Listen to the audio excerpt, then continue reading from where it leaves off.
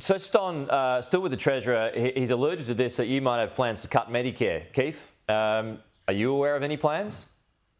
Not at all. There's this scare campaign again, and we're going to see it ramp up as we get closer to polling day.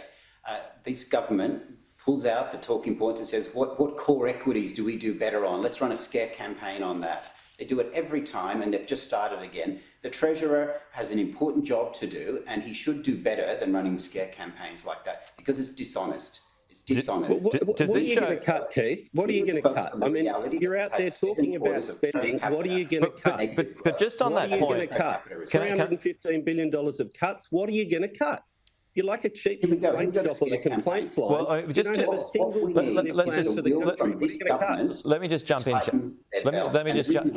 Let me just jump in on that, chaps, because the coalition actually increased the costs of Medicare. So, and if Keith is to be believed, and I think the opposition is to be believed, that there are no plans to cut Medicare on this instance. So, Julian, is that just a Medicare, a scare campaign, because it's a distraction away from your current troubles? The coalition froze Medicare rebates for nearly 9 years, which forced GPs to charge people to go to the doctor. We've tripled the bulk billing incentive, and guess what? Bulk billing rates are starting to rise.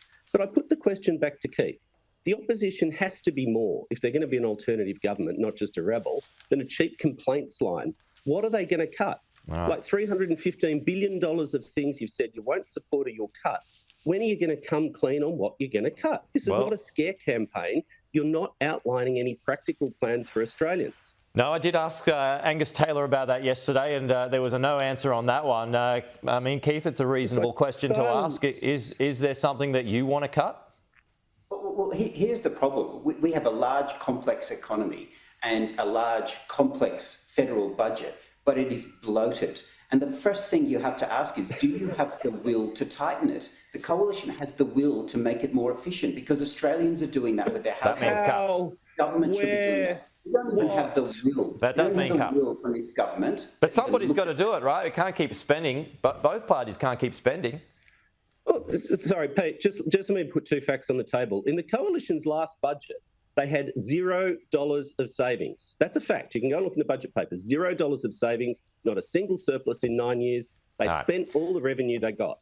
Okay. We've banked the vast majority of revenue. We've delivered nearly $100 billion of savings and reprioritisation, and the budget is in $200 billion better nick than when we inherited it 2.5 years ago. Like, start dealing in facts, Keith. What are you going to cut? Your record is appalling. We got to go. It's great out there. Your record is appalling. Great time. We're going to go. This is Fantasy Island. Oh, there's a unicorn. There's a flying pig.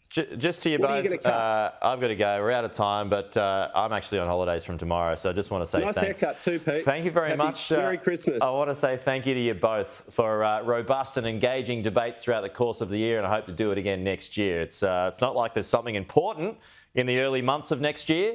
Look forward to talking to you then. Have a great break to you both.